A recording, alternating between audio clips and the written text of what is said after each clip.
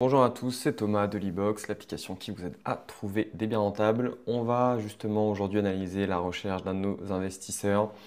C'est Antoine, 22 ans, il est militaire, il a un très beau projet. Avant qu'on rentre dans le détail de sa recherche et que je vous donne tous mes conseils, n'oubliez pas de vous abonner à la chaîne, de mettre la petite cloche pour être alerté dès que vous avez des vidéos qui sortent et puis de mettre un petit pouce bleu pour cette vidéo. Vous connaissez la chanson, ça aide au référencement de la chaîne. On passe tout de suite sur mon écran et on va analyser un petit peu le profil d'Antoine qui est donc célibataire militaire en CDI qui gagne 2500 € net par mois.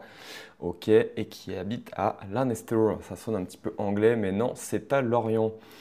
Antoine, tu es propriétaire de ta RP, c'est plutôt bien, à 22 ans, tu as commencé assez jeune, donc ça c'est plutôt cool. Tu as une recherche qui est enregistrée dans l'e-box, très bien, on ira voir ça, ça permettra de voir un petit peu comment tu as programmé, comment tu as paramétré cette recherche, et puis on verra ce qu'il y a de bien et ce qu'il y a à améliorer. Pourquoi l'IMO? En vivre et quitter mon emploi complémentaire, léguer un patrimoine à mes enfants. Ok, recherche plutôt agressive, c'est souvent ça qu'on a quand même. J'imagine que tu n'as pas envie de faire militaire toute ta vie. Il me semble quand même que tu as la retraite qui est assez jeune hein, en tant que militaire. Je ne suis pas expert du domaine, mais du coup, tu as beaucoup de militaires qui partent à la retraite assez jeunes et qui ensuite font beaucoup d'IMO. Donc ça, c'est vrai que ça marche bien. Donc on va essayer de trouver ça. Ta recherche, c'est une maison ou un immeuble de 3-4 logements avec travaux. Ok, 250 à 320 K. Ok, je vois que tu as estimé un petit peu ton budget, c'est bien. Sur Lorient et les environs. En LMP, régime SCI-IS. Alors là, déjà, il y a un truc un peu. Alors, soit tu me dis en LMP ou alors en SCI-LIS, ce qui est OK. Mais le LMP n'est pas possible en SCI-LIS. Ça, faut bien l'avoir en tête. Le LMP, c'est un régime de particulier. Donc ça va être quand tu achètes en nom propre et que tu mets tes appartements en location meublée. La SCI-LIS, c'est une société, donc tu achètes des biens via la SCI. La SCI est imposée à l'impôt sur les sociétés et derrière, tu peux être imposé soit à l'impôt sur le revenu, soit à l'impôt sur les sociétés. Mais il n'y a pas de LMNP, ça ne fonctionne pas en SCI. Sinon, tu cherches des logements atypiques dans le même coin ou dans le vignoble bordelais, ok, ou locaux commerciaux. Ok, donc tu as quand même une recherche qui est très très large honnêtement, parce que là on est sur trois stratégies totalement différentes. Maison immeuble, j'imagine que la maison c'est pour faire de la division et puis du coup mettre une grosse maison en logement, en plusieurs logements, ce qui n'est pas simple. Tu as quand même des petites connaissances en bâtiment à avoir pour pas faire n'importe quoi au moment de la division. Des études un petit peu à faire. Il y a des budgets aussi à prévoir pour ramener l'électricité, poser des compteurs, refaire les réseaux d'eau, etc. Tu as des notions d'urbanisme aussi à avoir quand tu fais de la division de logement avec des fois de la création de places de parking. Donc c'est un petit peu plus technique. Un immeuble qui est déjà divisé, c'est quand même plus simple. Mais une maison, ça peut se faire aussi s'il y a une bonne opportunité. Pourquoi pas? Logement atypique. Personnellement, moi, je suis pas très fan. Je suis pas très fan parce que c'est des approches que je trouve assez court terme. Pour fréquenter pas mal d'investisseurs qui font de la location atypique, en fait, ça marche pendant quelques temps, quelques années. Et puis après, en fait, il y a beaucoup de gens qui se mettent sur ce marché-là parce que ils ont vu que ça rapportait beaucoup. Et du coup, tu es obligé un petit peu de te redifférencier, donc de refaire des travaux ou de changer un peu de stratégie. Personnellement, c'est pas la vision que moi j'ai de l'immobilier. Pour moi, l'immobilier, ça doit être quelque chose de passif, de long terme. Tu achètes et puis tu laisses courir pendant une dizaine d'années, grosso modo c'est ça. Alors que la partie location atypique, déjà en termes de gestion, c'est plus compliqué. En fonction de l'atypique que tu fais, ça peut être difficile aussi de trouver des gestionnaires, de trouver des femmes de ménage. Je pense notamment à ceux qui font des love rooms. C'est pas toujours facile d'avoir une femme de ménage qui accepte de travailler là-dedans et qui fasse le boulot correctement aussi. Parce que tu as un standing du coup à tenir et forcément les clients ils vont pas être contents si jamais c'est pas propre. Donc moi personnellement je suis pas fan, je vais pas t'orienter là-dessus parce qu'en plus c'est pas ma spécialité. Et donc je te conseille plutôt de l'immeuble. Le local commercial c'est pareil, c'est un autre métier, c'est très intéressant le local commercial, mais là pour le coup c'est une toute autre approche. Déjà quand on parle de locaux commerciaux, en fait tu as plein de choses différentes. Alors là si tu me dis locaux commerciaux, normalement tu parles plutôt de boutiques. Mais dans la partie professionnelle, tu peux partir sur des bureaux, tu peux partir sur des locaux d'activité. Du coup, en fait, chacun de ces types d'investissement, chacune de ces typologies de biens a des stratégies un peu différentes. Les boutiques, ça marche très bien. Il faut quand même être dans des secteurs qu'on connaît bien, dans des emplacements qui sont assez premium pour être sûr d'avoir de la location et pour pouvoir bien louer. Donc c'est un peu plus technique. Moi, je ne te conseille pas de partir là-dessus. La plupart des investisseurs qui font du local commercial sont des investisseurs qui sont passés par de l'habitation avant. Il n'y a pas de règle, mais c'est quand même souvent ça. Donc moi j'ai l'impression que l'immeuble, en tout cas, ça correspond à ce que tu veux. En plus, Lorient, c'est pas une ville qui est extrêmement chère, surtout si tu cherches un peu dans les alentours. Donc de l'immeuble de 3-4 logements, je pense que tu vas trouver largement de quoi te faire plaisir. Les blocages, hésitant à créer une SCI sur Internet, Indie Legal Place ou par expert comptable, ok, c'est moins cher en ligne, mais niveau garantie, optimisation fiscale, ça peut être défavorable sur le long terme. Ok, bon ça j'ai envie de dire c'est presque du détail, parce que au pire du pire, tu fais ça par un expert comptable, ça va te coûter à peu près 1000 euros. Grosso modo, hein, ne me crachez pas dessus dans les commentaires hein, si jamais vous avez payé 1200 auprès de votre comptable. C'est un ordre de grandeur. Et ça en vrai c'est du détail. Moi j'ai tendance à dire quand même que pour une SCI, il n'y a pas trop de risques. Donc tu peux commencer par faire un truc via des sociétés comme ça qui sont quand même, c'est carré, hein, c'est pas non plus le template que tu as trouvé sur Internet, sur un forum un peu sombre. Donc quand tu passes par des structures comme ça, tu as quand même des vrais statuts qui sont officiels et qui sont validés par j'imagine, des avocats ou des experts comptables derrière. Ce ne sera pas forcément le plus personnalisé par rapport à ta situation, mais en même temps, est-ce que ta situation est très particulière? Tu vois, il y a un moment, il ne faut pas non plus chercher midi à 14 heures. Si tu es dans le cas classique, tu montes une SCI classique, tu ne vas pas faire des dingueries à l'intérieur. Donc pour moi, un modèle de statut de SCI classique qui est quand même validé par une structure comme ça, moi personnellement, je ne vois pas d'inconvénient, sachant que les statuts, au pire du pire, ça se réécrit s'il faut. Tu peux les modifier quelques années plus tard. Et du coup, tu pourras faire ça une fois que tu auras déjà un petit peu de cash et que tu auras plus les moyens de payer un expert comptable ou un avocat là-dessus. Ok, écoute, ça me paraît pas déconnant. Ce qu'on va faire, c'est qu'on va aller voir tout de suite sur l'e-box ta recherche. Clac, clac, clac. Invest 2. Donc c'était ça ta recherche, 35 villes. On va voir un petit peu ce que tu nous as mis à l'intérieur. Donc Lorient dans un secteur de 30 km, ok, c'est pas énorme, tu pourras t'éloigner à peine plus, je pense. Là, 30 km, globalement, tu vas avoir les 30-45 minutes. Si tu montes à 1 heure de route, ça me paraît pas déconnant. Peut-être que ça pourrait te faire un petit peu de ville en plus. Dans les filtres sociodémographiques, tu m'as mis entre 3000 et 30 000 habitants. Ok, donc plutôt de la petite ville. J'aurais presque augmenté à un peu plus de 30 000 parce que potentiellement tu peux avoir des villes pas chères qui ont un peu plus d'habitants. Mais on est dans de la typologie de ville qui correspond bien à ta recherche, c'est-à-dire plutôt petite, donc plutôt rendement élevé. Et du coup, c'est des villes où tu peux trouver des immeubles pas trop chers parce que les prix au mètre carré en général sont assez faibles.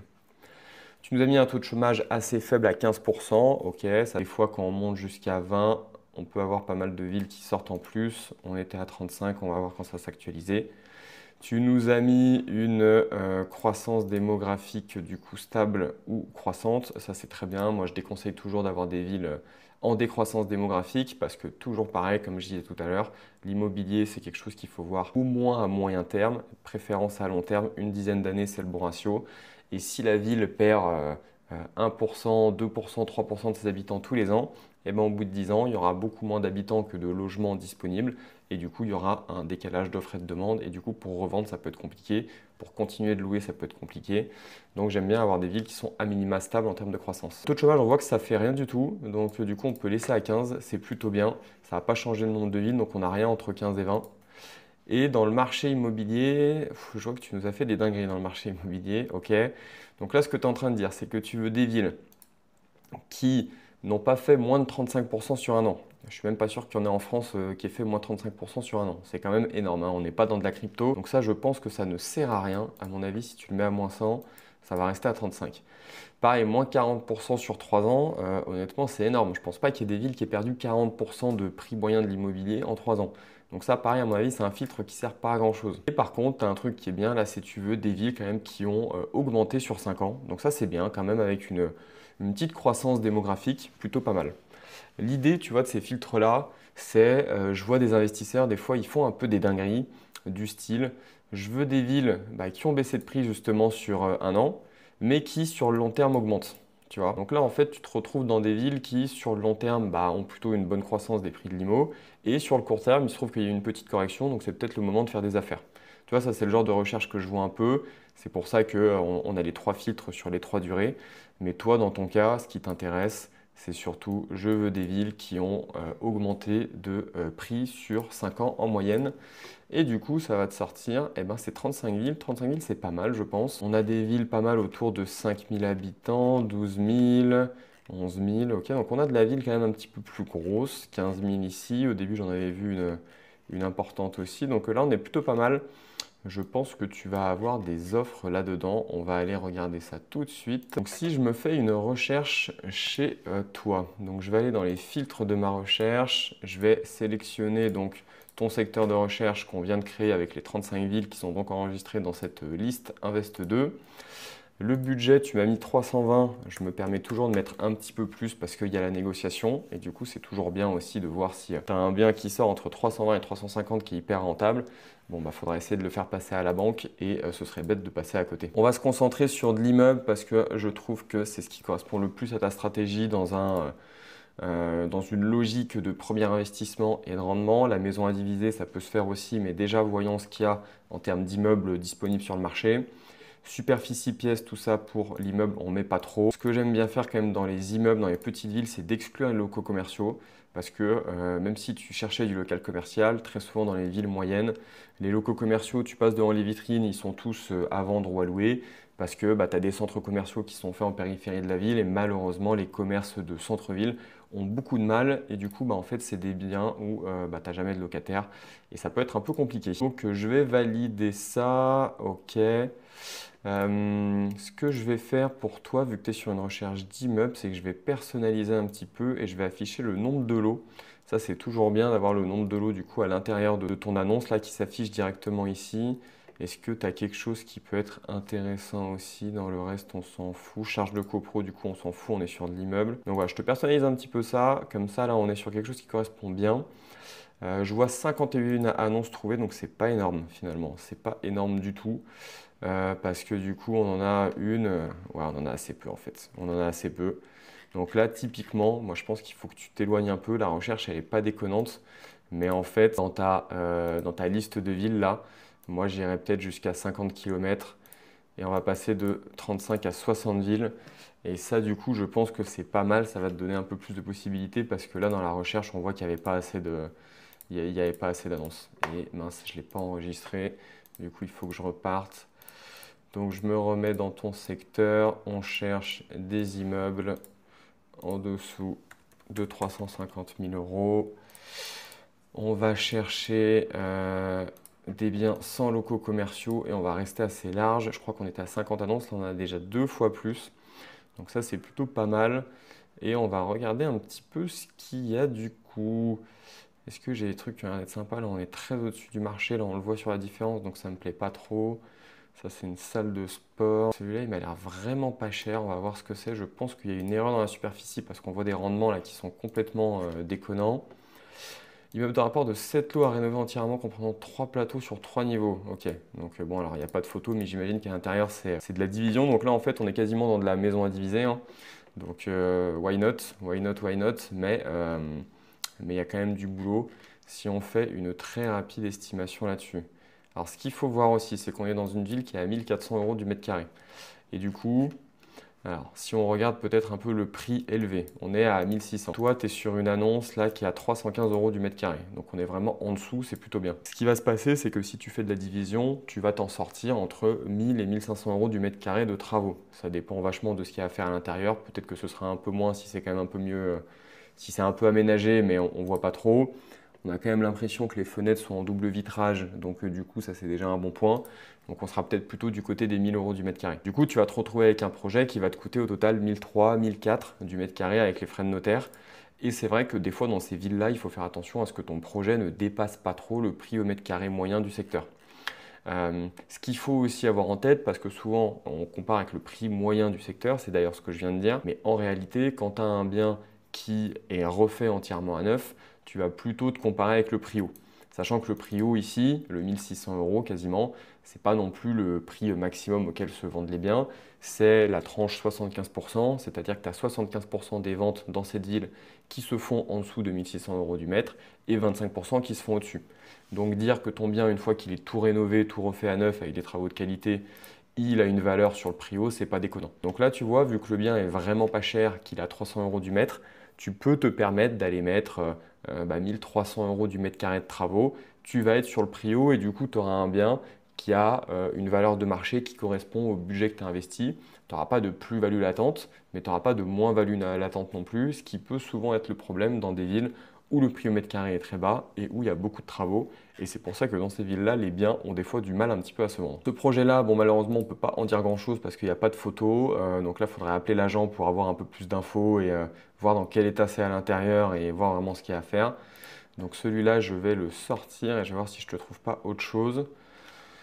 Regarde, typiquement, un truc comme ça, on a l'air d'être pas mal là. Alors le rendement est très faible, mais j'imagine que les loyers sont peut-être sous-estimés. Je vois qu'il n'y a que 2 lots. Est-ce qu'il n'y a pas moyen d'en faire un peu plus dans 2 appartements et un plateau à aménager au dernier étage? Ok. On n'a pas plus de photos. Toujours pareil, donc là on ne peut pas en dire grand-chose. On est quand même relativement cher au mètre carré, je trouve. 3000 euros du mètre, alors qu'on est dans une... Ah mais non, on est dans une ville, pardon, on est dans une ville qui a 3000 euros du mètre et on a un prix au mètre carré qui est à 2400. Donc en fait, on est bien, sauf qu'en fait, on est dans une ville qui est trop chère. BSK Immobilier. Donc c'est un peu ça le problème. C'est un peu ça le problème, c'est qu'on est dans une ville qui est trop chère. Donc là, typiquement, il faudrait peut-être que dans ta recherche, on adapte un petit peu et qu'on mette normalement des villes qui sont à maximum 2000-2200 euros du mètre carré. Sinon, tu vas avoir du mal à trouver de la rentabilité.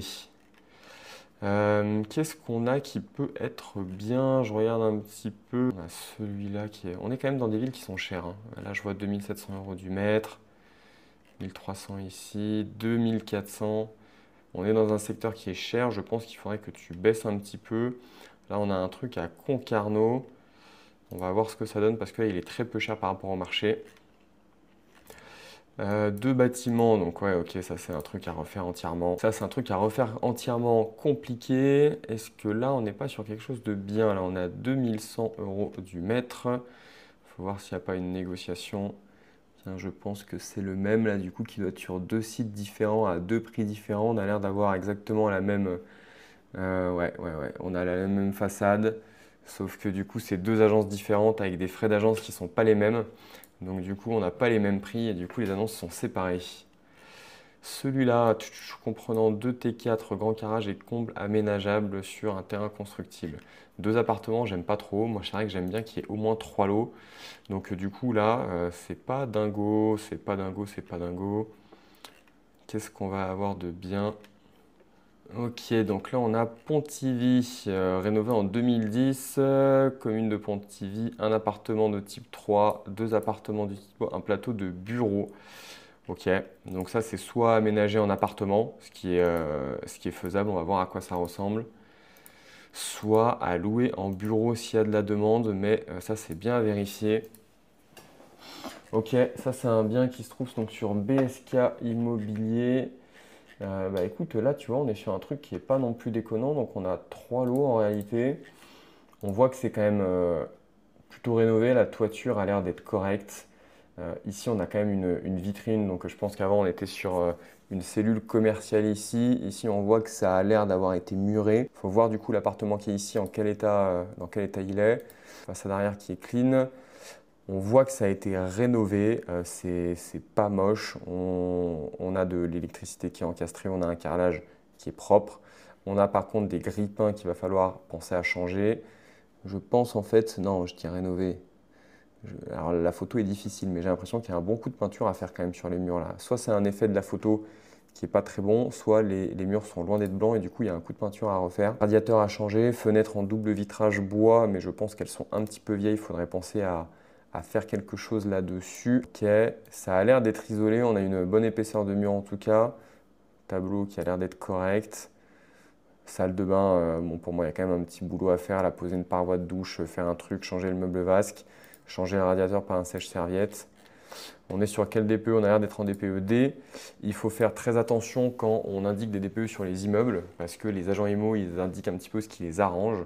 Et en fait, il faut demander le DPE par appartement, ça c'est hyper important. Donc ne te laisse pas berner par juste ce DPE D en te disant c'est bon. Il te faut bien le DPE pour chacun des appartements pour que tu puisses voir si c'est intéressant ou pas. Et tu vois, ça c'est un truc. Estimation de loyer du coup pour 3 lots. Donc là, on compte même pas le. Donc on est plutôt sur du 3 pièces en moyenne. On devrait être à peu près à 1500. Donc tu vois, ça c'est un projet quasiment à 10% brut quand tu l'achètes. Alors il y a quand même un petit peu de travaux à prévoir. Alors le truc c'est que là je compte même pas les bureaux, tu vois. Là je compte vraiment uniquement 3 appartements. Alors attends, si je veux le faire correctement, en fait, il faudrait quand même que j'enlève la superficie. Ce qu'on va faire, c'est qu'on va dire que le bien, donc il comporte 4 lots. Euh, on va dire qu'ils sont tous à peu près de même taille. Donc là on a un 3 pièces et on a 2 pièces, hein, si je dis pas de bêtises. On va dire qu'ils font tous à peu près la même taille, même si le 3 pièces est sûrement plus grand que les 2 pièces, mais ça, ce sera à préciser après. Donc ça, c'est le bureau. Donc ça va juste nous permettre de faire une bonne estimation en fait de loyer. Parce que là, du coup, on a du 3 pièces, donc du coup, clac, on peut dire que le loyer, ce sera 600. Dans la ville, c'est à peu près ça qui se fait. Ici, on est plutôt sur du 2 pièces, donc le loyer est plutôt de 500 euros. 2 pièces aussi, 500 euros. Et celui-là, pour le moment, je ne vais pas le compter. Et là, on va voir ce que ça nous donne en termes de loyer. Ok, on a 8% brut, ce qui n'est pas déconnant non plus. En réalité, il faudrait mettre un tout petit peu de travaux. Alors 19 000, c'est peut-être un petit peu trop parce que ça dépend de s'il y a la peinture. Les sols sont bons. Globalement, ça va être un petit peu de peinture, un petit peu de changement de radiateur. Donc je vais mettre du 200 euros du mètre carré, ça me paraît pas mal. Donc ça ferait un 10 000 euros, 11 000 euros par appartement. On voit qu'on descend à 7%, donc on commence à être un peu léger, on est proche de l'autofinancement. Ça, c'est un projet qui s'étudie, selon moi. C'est un projet qui s'étudie parce que du coup, tu as quand même la partie bureau, où là, tu pourrais dire, bah, en fait, celui-là, je le transforme donc, en 3 pièces, je le loue 600 euros, mais en échange, j'ai des gros travaux de rénovation, 44 000. Je peux même me dire, allez, je fais de la remise à neuf, 55 000. Mais vu que je le loue 600, ça va augmenter mon rendement et du coup, ça va être pas mal. Donc tu peux te retrouver avec 4 lots là-dedans, transformer le bureau en appartement. Normalement, il n'y aura pas de souci. Des fois, les mairies sont chiantes pour les commerces parce qu'ils n'ont pas envie que les commerces partent. Pour les bureaux, ils sont un peu moins chiants.